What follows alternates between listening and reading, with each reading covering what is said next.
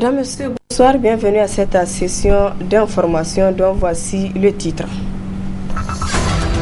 Grand rassemblement ce mardi pour soutenir nos forces de défense et de sécurité engagées dans la lutte contre Boko Haram.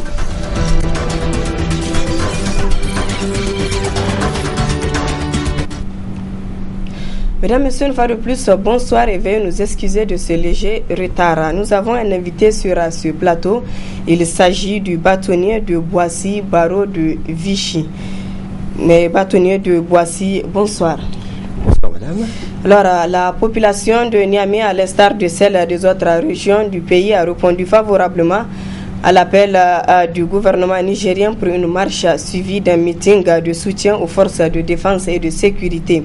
Ce matin, c'est par dizaines de milliers que les forces vives de la nation ont marché de la place Toumou à la place de la concertation pour soutenir les FDS contre Boko Haram. Le récit de cette manifestation avec nos reporters Adam Soumana, Sadou Doumi et Ibrahim Abdou.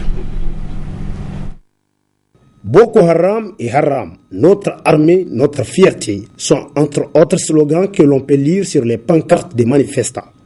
Une manifestation qui prouve, si besoin est, la détermination du gouvernement nigérien à en découdre avec le groupe terroriste Boko Haram, comme en témoigne la présence massive des autorités politiques du pays avec à leur tête le chef suprême des armées, le président Mahamadou Issoufou, à ce grand rendez-vous patriotique.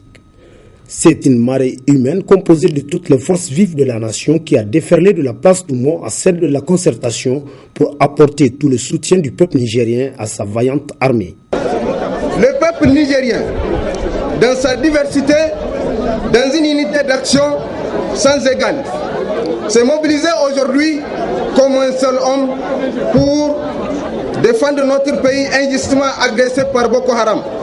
Saluer la mémoire de nos soldats, héros de la nation, tombés sous les balles lâches des groupes terroristes à Agadez, Arlit, Niamey, Difa et au Mali. Encourager et soutenir les forces de défense et de sécurité déployées sur les théâtres d'opération intérieurs et extérieurs et les chefs suprêmes des armées. Nous sommes résolument engagés aux côtés de nos forces de défense et de sécurité à mener une bataille sans merci contre ces groupes terroristes, même s'il faut pour cela que chacun de nous soit enrôlé dans l'armée. C'est à l'unisson que les manifestants ont exécuté l'hymne national la nigérienne, preuve de leur patriotisme, et au chef de l'État de brandir les couleurs nationales avant de louer cette mobilisation en l'honneur des forces de défense et de sécurité. Ce jour fait partie des grands jours que retiendra notre histoire. Votre mobilisation d'aujourd'hui est la preuve qu'il existe une conscience nationale au sein de notre peuple. C'est cette conscience qui a poussé le peuple sur l'ensemble du territoire national à sortir massivement afin de soutenir nos forces de défense et de sécurité dans la guerre contre Boko Haram qui nous a agressés. Mais, chers concitoyens, on n'attaque pas le Niger impunément. Nos forces de défense et de sécurité ont donc la volonté de se battre. Et le soutien que vous leur apportez aujourd'hui, que nous leur apportons aujourd'hui, renforcera leur morale, renforcera leur volonté de se battre. Consolidons donc l'union sacrée, renforçons la trinité, peuple, gouvernement, armée. Priez pour nos forces de défense et de sécurité. Priez pour leur victoire. Priez pour notre victoire. Et Inch'Allah, le Niger sera le tombeau de Boko Haram. Une mobilisation historique qui se passe de tout commentaire, un soutien indéfectible aux forces de défense et de sécurité pour éradiquer Boko Haram, qui est un ennemi de l'islam. Occasion mise à profit par le prédicateur Ben Salah pour entretenir auparavant l'assistance sur les vraies vertus de l'islam. Quant au révérend Kimso Boima, il a, au nom de la communauté chrétienne du Niger, dit une prière pour la paix au pays et la victoire des forces républicaines sur les forces du mal. Ce mardi, il n'y a pratiquement pas eu de service au niveau de l'administration nigérienne. En cause, le ministre en charge de l'emploi a demandé aux employeurs des services publics, parapublics et privés de bien vouloir accorder des facilités aux travailleurs qui souhaiteraient participer à cette marche dite républicaine. Une manifestation en un jour ouvrable que des acteurs politiques, syndicaux et de la société civile apprécient diversement. Je vous propose de les suivre. Boko Haram, c'est l'affaire de tous. Donc moi, je pense que ce n'est pas l'affaire de la mouvance présidentielle ou l'affaire de l'opposition. C'est l'affaire de tous les Nigériens. Moi, je pense que c'est une très bonne chose d'assister, aller écouter ce que les autorités vont dire contre Boko Haram. J'ai toujours été opposant du président Issou. Mais cette fois-ci, ce n'est pas que je suis avec eux. Je ne suis pas avec eux. Mais j'ai participé en tant que républicain, en tant que citoyen nigérien. C'est pas parce que les gens ont eu des miettes pour y participer à une manifestation pour dire que c'est une manifestation de soutien aux forces de défense et de sécurité. Moi, je dirais le contraire. Et je dirais, les gens n'ont qu'à s'investir pour au moins savoir que cette manifestation, c'est une manifestation pour non seulement soutenir le gouvernement, mais aussi cautionner la malgouvernance et la pensée unique et la dictature qui est en train d'être installée dans notre pays. Voilà un gouvernement qui a passé tout son temps à casser le parti politique. Et nous avons interpellé le président de la République de faire un message à la nation pour appeler tout le monde, de prendre le chef de file de l'opposition à sa droite et l'autre à sa gauche pour marcher, et vous verrez que tous les citoyens et toutes les citoyennes du Niger vont les emboîter les pas. En tant qu'organisation syndicale, nous avions posé des préalables. La première des conditions que nous avions posées, c'était la dépolitisation de cette marche. On a demandé à ce qu'il n'y ait pas de t-shirt d'un parti politique, à ce qu'il n'y ait pas de pancartes qui parlent d'un programme politique ou d'un homme politique.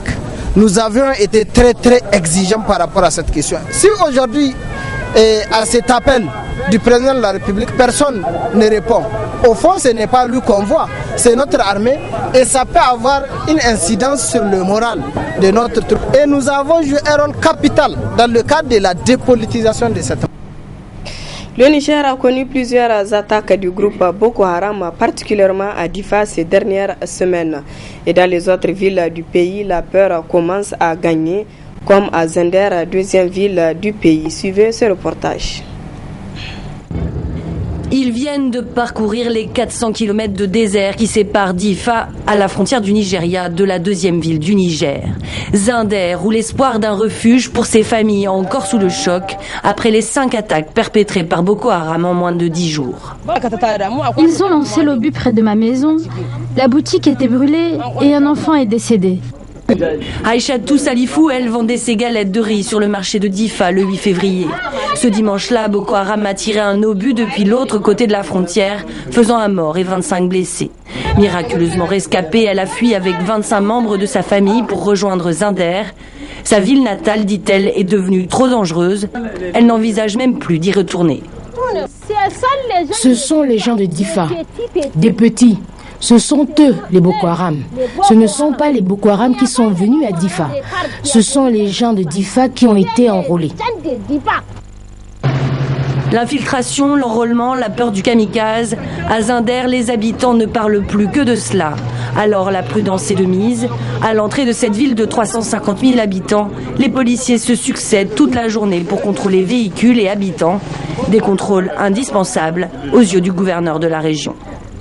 Les gens qui sont enrôlés par Boko Haram dans la région de Difa, c'est la même population que les gens de Zender. Les opérations à Difa nous ont permis de comprendre jusqu'où le mal Boko Haram a pénétré notre société. Selon le gouverneur, de nombreux jeunes Nigériens ont été enrôlés par Boko Haram depuis 2009. Plusieurs dizaines de personnes liées à la secte islamiste auraient été ainsi arrêtées autour de Zender ces derniers jours. Ces suspects, des Nigériens, se trouvent désormais entre les mains de la cellule antiterroriste de Niamey. Je le disais en début de ce journal que nous avons un invité sur ce plateau, bâtonnier de Boissy. Bonsoir. Bonsoir. Dites à nos téléspectateurs l'objet de votre présence au Niger. Je vais vous le dire, je vais répondre à votre question bien sûr, mais m'autorisez-vous à faire une petite réflexion de la part d'un Français, d'un étranger à votre pays? Oui, allez-y. Je me la faisais en regardant la première partie de votre journal et je tenais à vous dire que c'était le 11 janvier, votre président était venu suite aux graves attentats qui avaient eu lieu en France. Votre président était venu se joindre aux 50 présidents du monde à une marche contre les attentats et contre le djihadisme. Et votre président faisait également partie des 8 présidents africains qui avaient pris la peine, qui avaient tenu à se déplacer. Alors maintenant que vous êtes également attaqué sur votre propre sol par Boko Haram, je voulais vous dire que la France, que notre pays était solidaire du vôtre et que le peuple français avait été très sensible à la démarche que votre président avait eue. Voilà ce que je tenais à vous dire d'abord. Alors, comme je le disais, dites-nous l'objet de votre présence ici au Niger. Alors, ma présence répond à une invitation de mon homologue, le bâtonnier Daouda Samna, de votre beau pays. Pourquoi? Parce que en 1999, j'étais venu à Niamey dans le cadre d'une conférence qui s'appelait la CIB, la Conférence internationale des barreaux de tradition française, et j'avais, en cette circonstance, rencontré le bâtonnier de Niamey de l'époque qui s'appelait Marc Le Bihan. Marc Le Bihan, j'ai fait connaissance, j'ai fait sympathiser avec lui et j'étais venu dans l'idée de lui proposer de jumeler mon barreau, le barreau de Vichy en France, avec le sien, avec le barreau de Niamey. Il m'a dit mais avec plaisir, et c'est dans ces conditions que je les ai invités à Vichy l'année suivante. Vous voyez que nous commencions bien le siècle, c'était en 2000. Et là, nous avons, après s'être fiancés à Niamey, nous nous sommes mariés à Vichy. Et la cérémonie de mariage, je ferais mieux de dire d'ailleurs la cérémonie de jumelage plutôt que la cérémonie de mariage, est intervenue à Vichy. Et puis depuis, nous nous sommes revus à plusieurs reprises. Alors, on peut se poser la question de l'intérêt d'un jumelage. L'intérêt d'un jumelage, c'est de procéder à des échanges. Alors nous avons reçu des avocats stagiaires de Niamey à Vichy que nous avons dispatchés dans différents cabinets.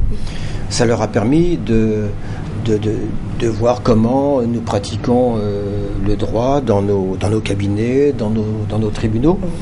On a fait plusieurs échanges. Et puis il y a un échange, je ne veux pas être trop long, mais lorsque je suis revenu à Niamey, c'était le bâtonnier Yayé, Séni Yayé, qui avait mis sur pied une manifestation que j'avais trouvée tout à fait extraordinaire, qui était la caravane de la défense. Et on était allé à Agadez. À l'époque, on pouvait s'y rendre facilement. Ouais. On était à Agadez, où là, nous avions visité toutes les juridictions, toutes les administrations, même la prison, même une prison pour femmes. Et j'en ai vraiment un très bon souvenir. Alors, l'objet de cette caravane de la défense, c'était le barreau de Niamey, à son initiative, prenait la défense gratuitement de gens qui n'étaient pas à même de pouvoir défendre leurs intérêts devant telle ou telle juridiction. Alors, vous allez assister à la rentrée solennelle du barreau du Niger vendredi prochain au palais de congrès. Bâtonnier, c'est quoi une rentrée solennelle pour un barreau, selon vous? Alors, il y a une tradition qui existe en France, qui existe, je crois, dans tous les pays, et que votre barreau, le jeune barreau de Niamey, a mis en place. J'en parle savamment puisque j'étais venu, et j'avais été convié d'ailleurs, et j'en remercie ceux qui m'avaient invité à l'époque, la première rentrée du barreau de Niamey, c'était en 2005. Votre barreau, le barreau de Niamey existe, je crois, l'ordre des avocats existe depuis 1980 et quelques, et la première rentrée solennelle est intervenue donc en 2005. Alors, rentrée solennelle, pourquoi ? Je vous dis, ça se produit dans bien des juridictions, en France et à l'étranger, et c'est pour, je pense, montrer la place du barreau, c'est-à-dire la place de la défense dans le fonctionnement de la justice. Les juridictions, les magistrats font une rentrée chaque année. Les avocats ne pouvaient que faire la même chose. Et je crois que c'est l'intérêt de cette manifestation que de montrer que l'avocat existe et de dire ce qu'il fait et comment il fonctionne et comment il est à la disposition du pays, de la justice, de la liberté, puisqu'il s'agit de ça quand même, et puis dans ses relations avec les juridictions, avec les magistrats, généralement les choses se passent en excellente harmonie. Alors, bâtonnier du Boissy, demain s'ouvre un colloque dénommé Avocat et éthique. Pourquoi le choix d'un tel thème selon vous toujours ? Alors, je n'ai participé en rien au choix de ce thème, mais il est particulièrement judicieux. Vous savez, les avocats sont organisés en ordre. Il y a l'ordre des médecins, il y a l'ordre des avocats. Le président de l'ordre, c'est le bâtonnier, qui est élu pour 2 ans. Et puis, le bâtonnier a un organisme qui est élu, avec lequel il travaille et il délibère. Il s'agit du Conseil de l'ordre. Donc, le bâtonnier et le Conseil de l'ordre ont décidé de baser cette rentrée sur l'éthique. Je vous disais que les avocats étaient organisés en ordre. Ça signifie que des règles de fonctionnement s'imposent aux avocats. Et ce sont ces règles dont nous allons parler demain. Et lorsqu'il y a un manquement de la part de tel ou tel à ces règles, eh bien, celui qui a fauté comparaît devant le Conseil de l'ordre, devant le bâtonnier, et si cela apparaît nécessaire, il est sanctionné. Donc c'est une garantie qui est pour le justiciable d'avoir ou d'être défendu par des gens dont l'intégralité est pour le mieux organisée. Alors, le thème avocat et éthique peut-il être d'une préoccupation majeure au niveau africain et européen ? L'éthique s'impose à tout le monde, hein, que ce soit qu'on soit africain ou qu'on soit européen. C'est un... on peut pas... Vous comprenez, il est totalement indispensable, essentiel, qu'un justiciable ou quelqu'un qui est dans la difficulté, qu'il soit puissant, qu'il soit faible, puisse être défendu ou puisse choisir un avocat en toute sécurité. C'est la raison pour laquelle, normalement, un avocat doit répondre à des considérations d'honneur, enfin, il y a tout un tas d'obligations qui sont, peut-être que je vous dise maintenant, mais enfin, l'avocat est soumis à tout un tas de considérations et tout un tas d'obligations, et naturellement, toutes tournent autour de la dignité et de l'honneur. Alors, à l'issue des échanges que vous aurez, quels bénéfices peuvent tirer les avocats et même les usagers de la justice ? Alors, les avocats, pendant ces 2 jours, on va travailler sur certains thèmes. on va procéder à des échanges de points de vue. Ce qui est bien dans cette manifestation qui est organisée par le bâtonnier Samna, c'est qu'il va y avoir des avocats étrangers à votre pays. Il y en a de la sous-région, il y en a de beaucoup de pays africains et de pays européens, en tout cas la France. Donc, cela permet de procéder à des échanges et cela permet également de trouver du soutien parmi ses confrères.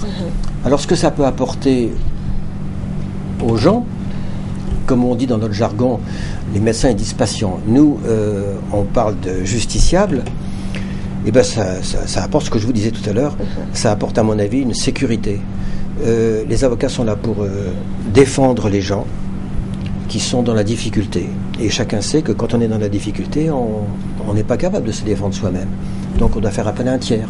Et la moindre des choses, c'est de pouvoir de faire appel à ce tiers dans des conditions de sécurité les plus grandes. Alors, bâtonnier de Boissy, merci. Et je rappelle que vous êtes barreau de Vichy. Une fois de plus, merci et bon séjour dans notre pays, le Niger. Merci, j'étais très heureux d'être chez vous.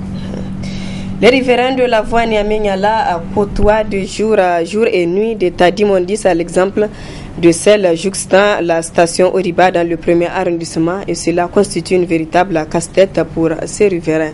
Reportage à Nasser Dantofo et Halidou Bourema.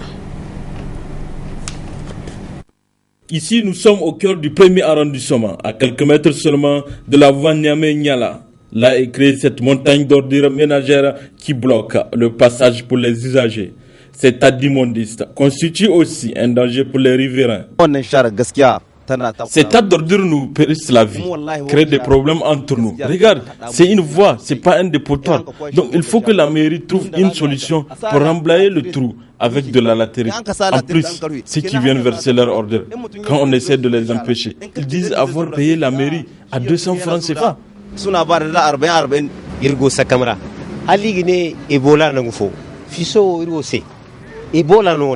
Nous ici on ne vit pas, parce que pour nous c'est plus pur que même Ebola. Dans ces cocktails d'ordures, il y a tout comme menace pour notre santé. Il faut que la mairie fasse quelque chose. C'est une voie, c'est pas un dépotoir.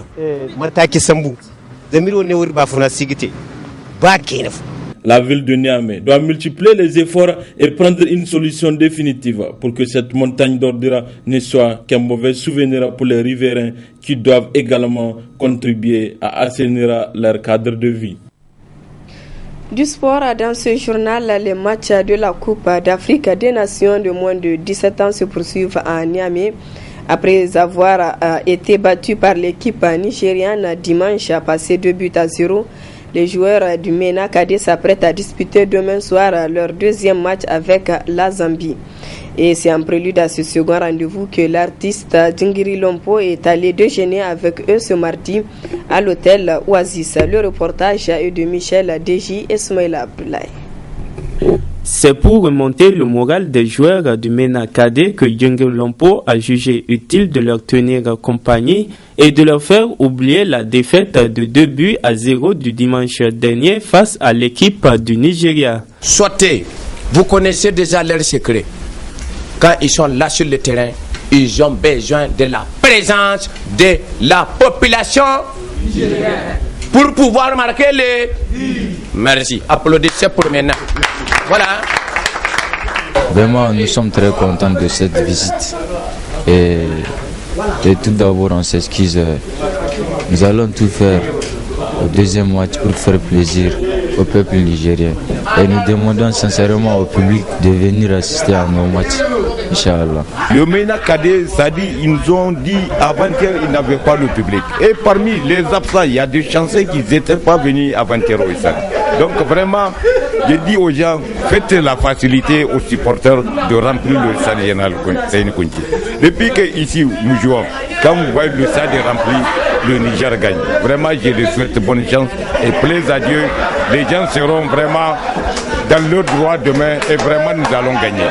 Tous donc au stade général Sénikounché ce mercredi 18 février 2015 pour soutenir nos ambassadeurs et les pousser à la victoire face à l'équipe zambienne. Donc je demande à toutes les populations nigériennes, bon, même les peuples quoi, ils peuvent venir. Vous comprenez? Venez soutenir la MENA nationale. La MENA nationale. Parce que MENA c'est national.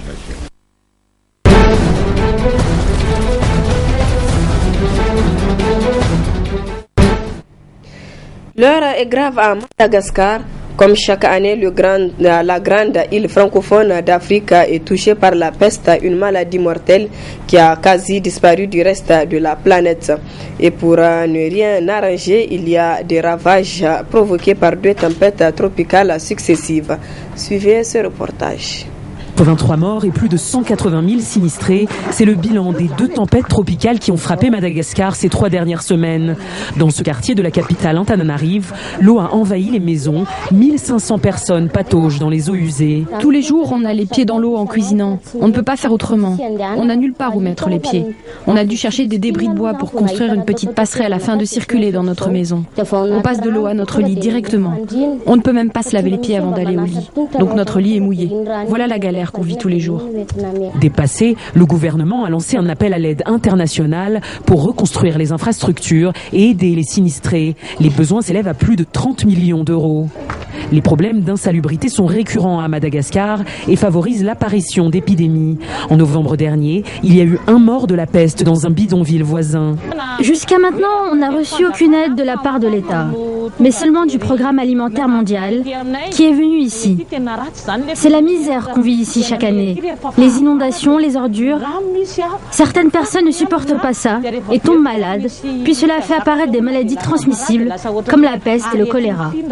Presque tous les ans, la grande île est frappée par des tempêtes tropicales ou des cyclones qui font des dégâts considérables. À Madagascar, il n'y a ni système d'évacuation des eaux, ni infrastructure anticyclonique. Voilà, mesdames, messieurs, ici s'achève ce journal. Merci à vous de l'avoir suivi.